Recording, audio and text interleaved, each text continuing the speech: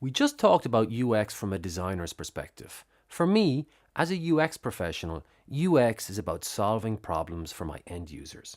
But that's only one half of the equation. What does user experience mean to these end users? What is this experience we're trying to design? If you type user experience into Google, you'll find this definition on Wikipedia, which kind of makes it the semi-official definition. It says user experience includes all the user's emotions, beliefs, preferences, perceptions, physical and psychological responses, behaviors and accomplishments that occur before, during, and after use of a product, system, or service. Now, that's a very technical and a very academic definition. And what I think they're trying to say, and what's a much more precise definition, is that user experience is what it feels like to use a product, system, or service. So user experience is not just about usability. It's not just about how fast you can get through a process or how few mistakes you make when doing so. And it's not just about functionality, the ability to do A or B or C. How users feel when they're doing A or B or C is just as important. What sort of feelings are we talking about? Often they're subtle but extremely powerful. Consider these. I feel in control. I feel confident. I feel smart. I trust this product. Simple emotions and very powerful, especially when you consider their opposites. I feel out of control, or I have no control. I'm doing something important like buying a house, and it feels like the system or the process or some anonymous account handler has more control than I do. I don't feel confident about this system, or product, or company. I don't think it's going to work well or do what I want it to do. I feel stupid, or I don't trust this website or app or the company behind it. These are not the sort of emotions we want our users and our customers to feel when they're using our products. So UX isn't just about solving problems, as we discussed in the first video. It's also about generating positive emotions while doing so. And we're going to discuss this emotional aspect to UX by discussing the 3 types of design that go into making high quality products. The first 2, functional design and aesthetic design, are generally understood by most people.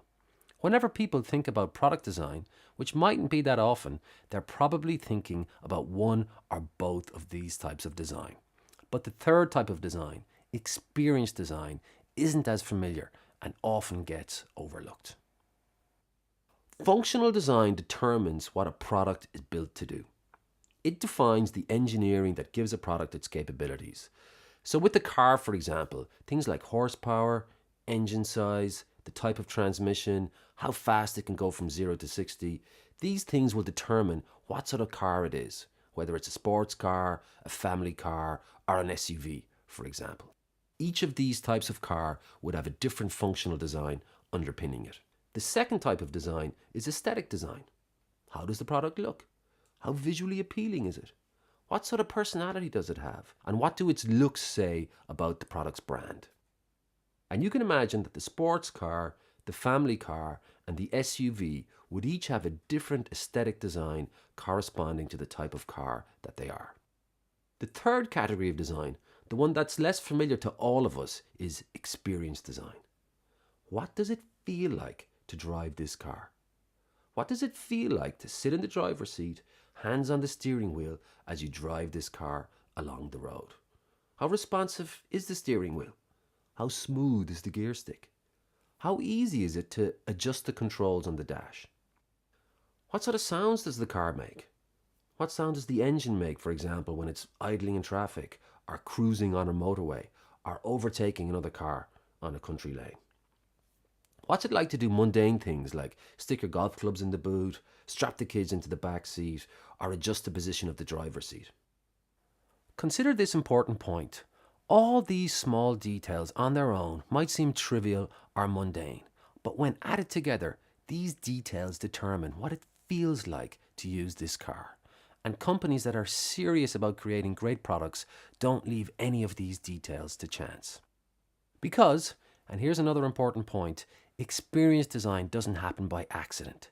It's a deliberate, intentional focus on the small details that matter to customers. Mercedes, for example, doesn't let the workers on the factory floor determine the smoothness of the gear stick, or the sound of the engine, or even the feel of the buttons on the dash. Of course it doesn't.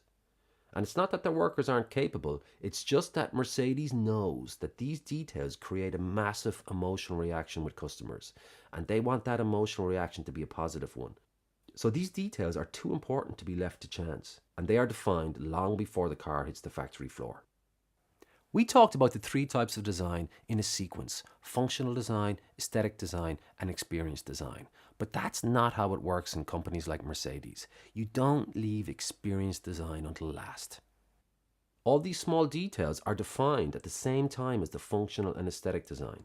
The three types of design need to be working together in harmony. And we'll see an example of that in another video when we look at the design process at BMW.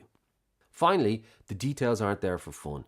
Each detail has been carefully crafted to solve a genuine problem for users, be it air conditioning, entertainment, navigation, or pacifying children. Before we move on to the next video, it's worth recapping what we've learned so far about UX. If you're ever asked in an interview, what is UX? A smart answer is to say it's a problem-solving discipline, identifying user problems and building software to help solve them.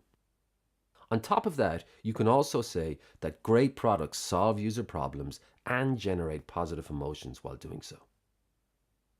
In the next video, we'll look at another example of experience design and how it shows that functional and aesthetic design on their own aren't enough to create a great product.